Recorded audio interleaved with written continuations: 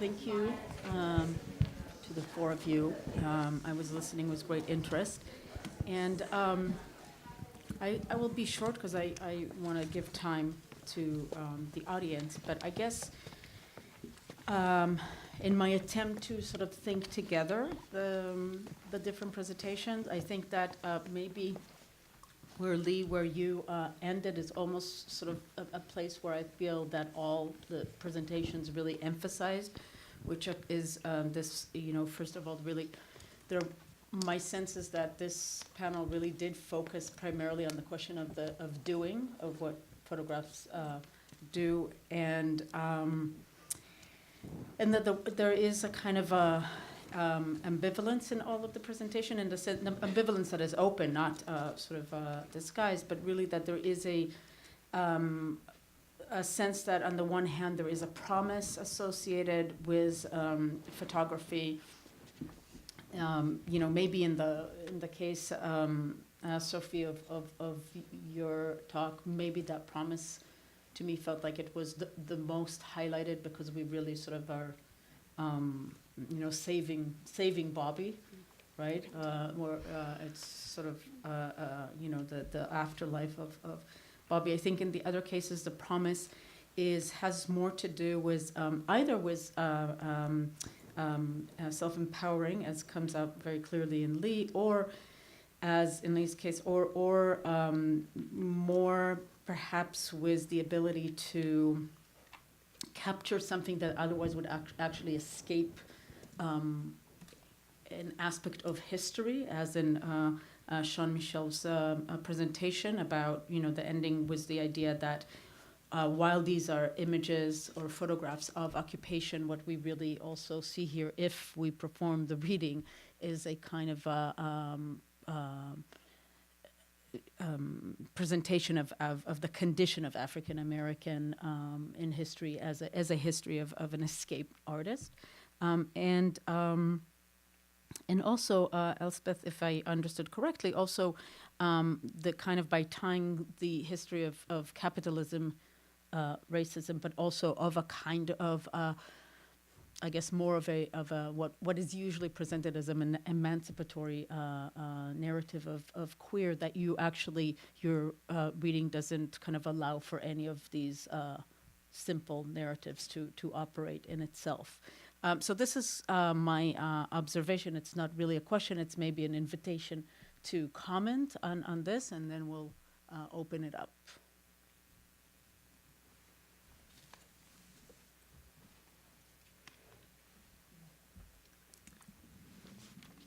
All right, I'll jump in. Thank you very much for those comments, because I think what you're saying is certainly something that I've always tried to look at, which is it's not an either or.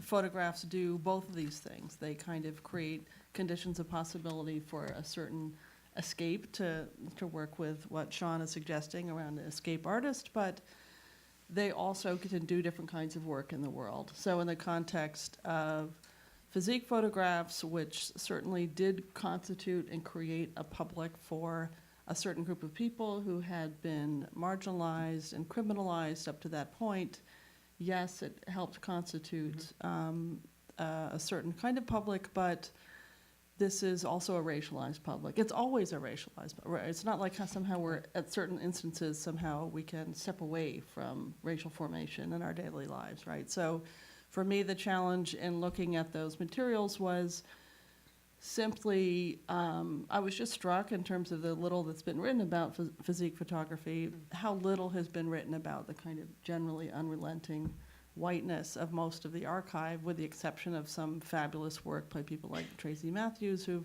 actually looked at, the numbers of people of color who are represented in the magazines, but really kind of thinking of doing intersectional critique of the work that these images are doing, and also tying it very much to capitalism, and in my own case very much really inspired by the work of African American historians like Tiffany Gill and DeVarian Baldwin and Robert Weems and Peter James Hudson, and all of these fabulous scholars who are really thinking through the market in relationship to Black citizenship. And that work really hasn't happened so much in gay and lesbian history as much. So it was sort of the thing that I was trying to think. Both things, I think, are true simultaneously. I think I can echo that comment about both being true simultaneously as well, where the photographs of Bobby and many of the others in the Cast of Susanna collection are certainly aspirational images at the same time, and I'm really struck, in fact, in Bobby's accounts of the sort of vulnerability or fragility of this, new identity or sort of perceived truer identity, more authentic identity, but of course the spaces that Susanna and Virginia Prince created were also quite compulsively heteronormative spaces. You know, it was in order to kind of at least, well, they're also trying to escape censure in many cases, but to kind of keep those spaces open in some way. They felt that they couldn't even tangle with anything that might be same-sex desire in any sense. So I should say that that's kind of the other side of those pictures in one way. I guess I was thinking about sort of some of the conversations about duration and the ways sort of, how sort of photographs, the event of photography and the sort of after and the sort of ongoingness. But I also think that there's something about multiplicity and volume that also speaks to the way that people keep making photographs, right? There's so many, so we select, we have, sort of certain images that, like the images that find their way into the physique magazines or into Transvestia, right? That sort of that get selected, right? But we know that, that contact sheets have multiple sort of even like failed versions, right? Failed versions, imperfect. And I think there's, in our phones, right? My phone has probably 16,000 images on it. That's actually not an exaggeration at all. But but something about that, that it's because the either or, it's not an either or because it's this ongoing investment or commitment to keep making, to keep trying, to keep kind of finding that, as Laura said earlier, right, the kind of wrestling and holding, right, of photography. And that's, and I think there's something really kind of profound in that, or really generative in that. Mm-hmm.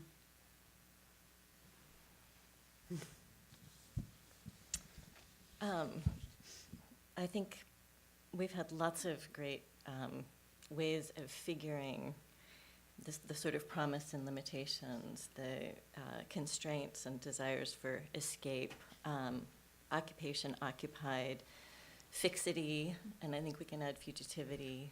I was really struck by Lily's capture, captive, captivation, and I think that's, the captive and captivation, I think also really works with fixity and fugitivity and constraint and escape. One of the things that's so compelling to me about the Van der Zee photograph, the escape artist, I started to see that photograph as a kind of theoretical proposition.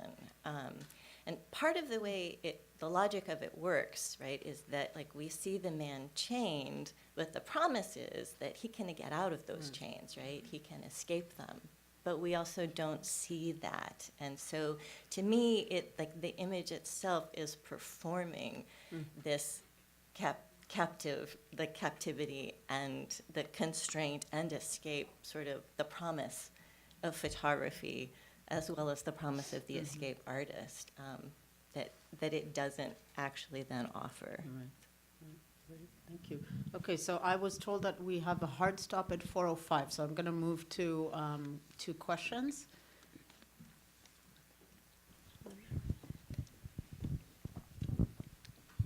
Thanks. Hi. Yeah, okay, I didn't know if I was first or not, sorry. I'm curious to ask each of you, I think maybe Shawn, it might be slightly less relevant in terms of the pictures that you showed, whether and in what ways you look into the histories of use of the pictures that you discuss, because it strikes me that one of the defining characteristics of the work, the photographs I should say, because work is something I'm carrying from art, that you showed is that they're intended for a particular kind of circulation, right? And it varies from the family album to the physique photographs, and then on again to Casa Susanna, especially that extraordinary picture of everybody photographing someone being photographed that you showed us. So I think reception and distribution in the ways in which people have used these objects as a kind of a pretext or an opportunity for sociality is something I'd be very interested to hear you talk more about, and the ways in which you might research it or the ways in which it enriches our sense of the pictures themselves. And that's for really basically anyone. I don't mind who starts. You got to start, though. All right, I'll start. Indeed, I think that's, in my viewpoint, the most interesting question, which is, and it gets to the performativity in the sense of what photographs do. And what they're doing is they're constituting certain kinds of publics, whether those are counter-publics or private publics or what have you, but they're doing some kind of sociality. So, of course, in physique photographs, what they're doing is, like, quite physical, right? They're stroke images, let's just face it. But they're signifying something else, right? So if somebody has a physique photo, they're kind of a code, if you will, right, in the 50s and the 60s in terms of who has them around, et cetera.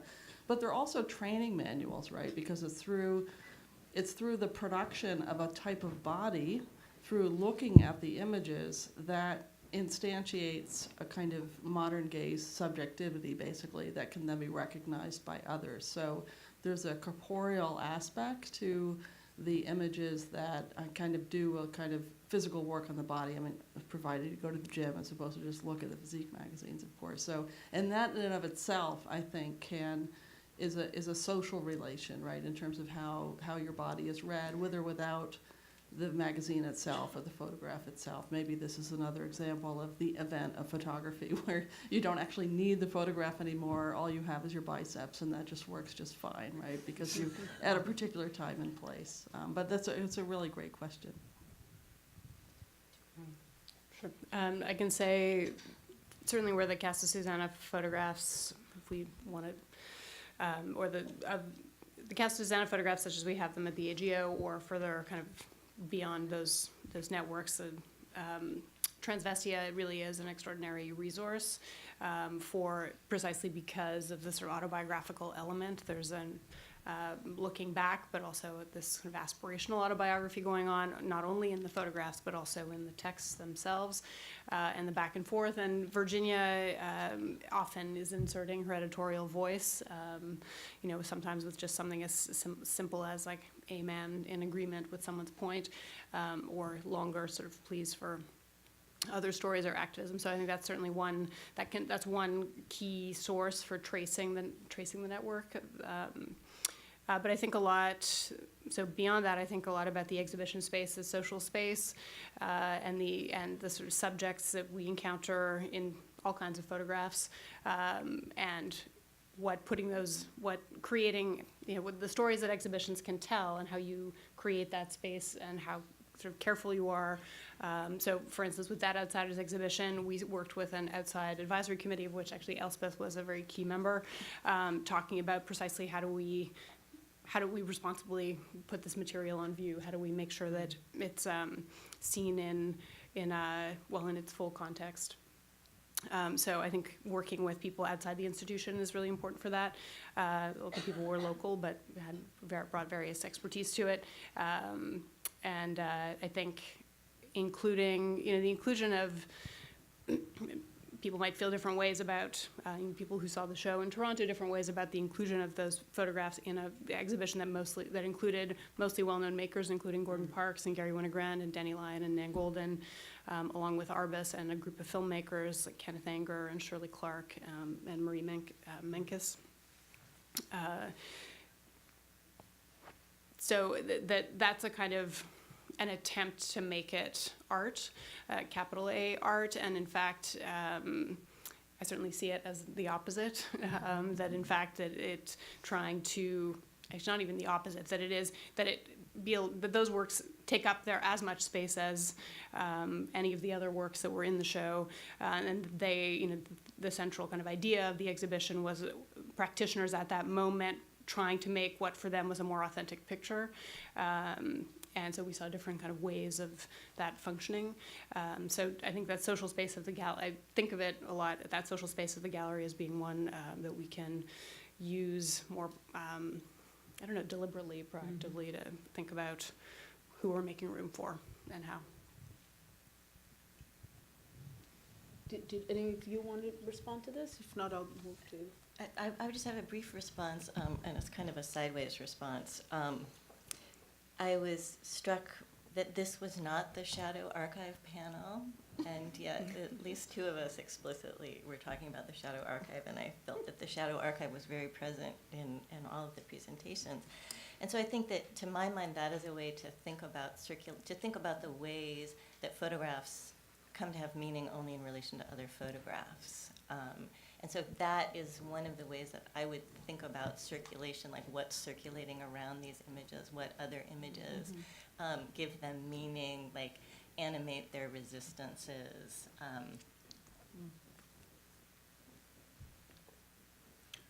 Other questions? Yeah, please. I think they're bringing you the.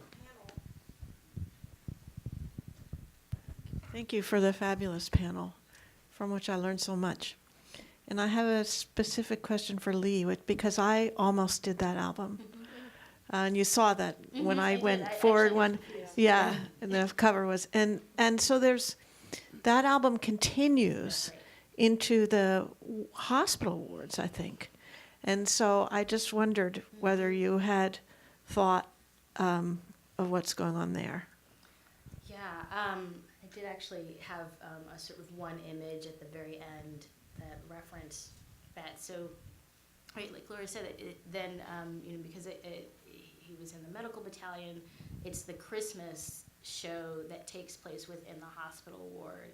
And it's pretty much, I think, the sort of framing is similar, but it's an enclosed space, and it seems like mostly white women performers. And there's something, I think, that speaks, well, a couple of things. One, that, I think this album in particular is really, at least the first part is Leigh really trying to narrate a particular moment, and he's very methodic in the movement, right, in the chronology, and almost, it's not like these are afterthoughts, but it actually, for me, underscores the segregation, the kind of the racial gender segregation of who has access to which kind of women's bodies.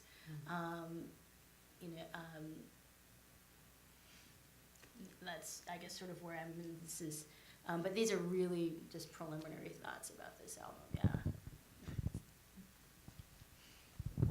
I too want to thank everyone for an incredible panel. I'm going to cheat and ask two questions, and you can decide who's going to answer it.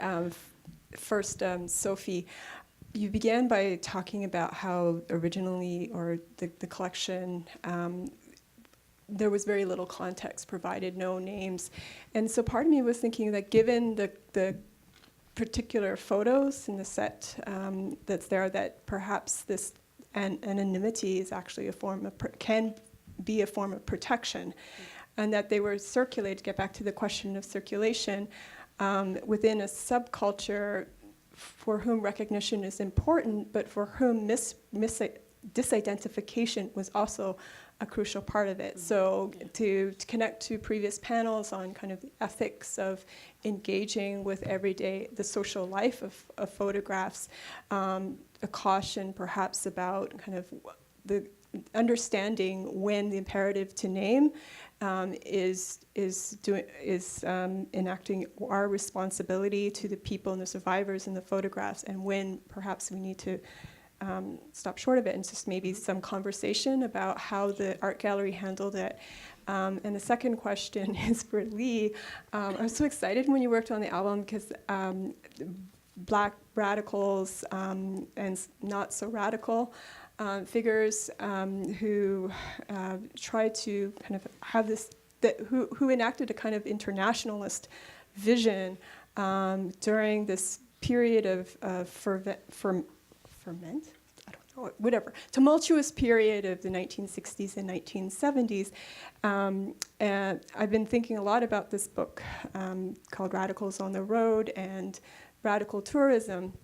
And so in connection to the work of Scott Lederman, who talks about Vietnam as kind of a tour of duty, so tourism, like war as tourism.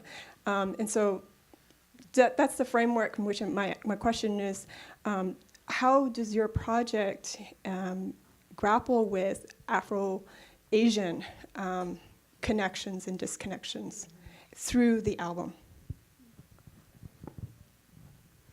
I can answer quickly, just to give Leigh time to ask her question. So we took our lead from another article that Ms. Bob Davis wrote in the Transgender Quarterly Studies, which talked a lot about, like, please use the fem names. Fem names are safe, essentially. I am reducing her argument and the evidence she marshals for that greatly, but she had done herself a huge amount of research around using the Casa Susanna book, which includes no names because the collectors in question who published the book didn't know.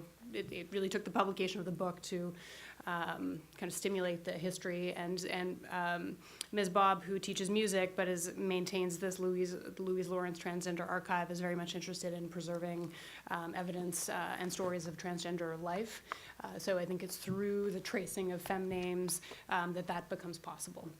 So I'll leave it there. I'm happy to answer further questions after that. Thank you. So to be really quick, because I know Maria wants to ask a question, but in the context of the cleavers, it's at once there's a tension with the Panthers who are both trying to reach out. The cleavers who are needing to within the geopolitical landscape of trying to actually secure liberation struggle status, they need actually to identify to have the Vietnamese and North Korean governments recognize them. So there is a very real material adoption of the Korean concept of juche, of self-reliance, right? Of like kind of thinking through this as a way to position themselves so that they actually can gain the material benefits of being recognized by the Algerian government. But then that tension shows up in a different way for the Panthers, and I think this relates to the La Vallée album, is that the Panthers are both trying, at one hand, through the international section, to reach out and make these connections to the revolutionary Vietnamese government, while at the same time trying to enlist Black soldiers at home as part of Black liberation and Black Panther movement. And those two moves didn't always fit together, but I think this is also one of the myriad tensions that led to the split in the party.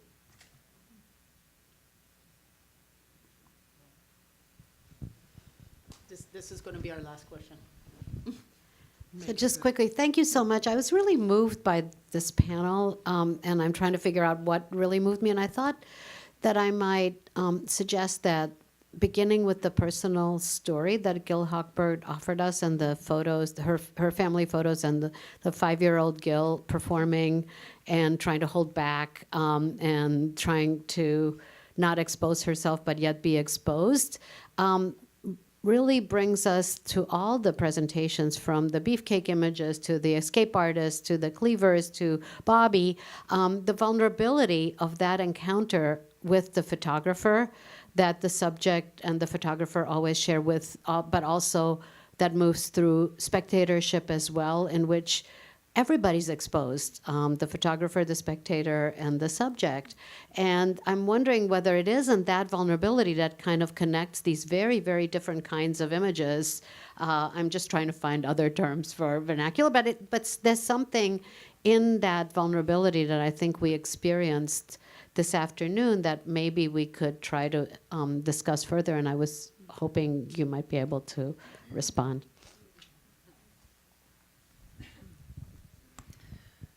Well, the models were very vulnerable, who worked with Bob Miser in particular, because he had a particular interest in kind of like street trade, basically. So a lot of these models were, you know, completely down and out. Like they hadn't eaten, like he would feed them hot dogs and give them $20, you know. But there's a kind of rhetoric of how he's really kind of taking care of these people, et cetera, whatever. It's a complicated scenario where these people are, you know, basically many of them homeless. One of the reasons why he gave up his modeling agency, because most of the models didn't have any known address, so they'd get the money and they'd leave, because, you know, there's just, you know, the precarity of like, here's the money, now it's time to move on. So he couldn't actually follow through on actually having a modeling agency, because in order to have that function well, you have to be able to book models and they have to actually show up for a job. So if they've taken the $20 in the hot dog and taken off, then they're not going to be showing up. So there's a level of precarity and vulnerability among the models. And then eventually they start moving in with him to that compound after his mother dies in 1964. So perhaps there's slightly less precarious, who knows. But there's all the ones that are kept on the outside through the buzzers and the watchdogs, right? So there is a real, I think, vulnerability among the models that, you know, you don't necessarily see through the photographs themselves necessarily. Thank you. I think that we were pressured in time. I'm really sorry, because we could continue. It's a great question, I think. So thank you, everybody. Thank our presenters.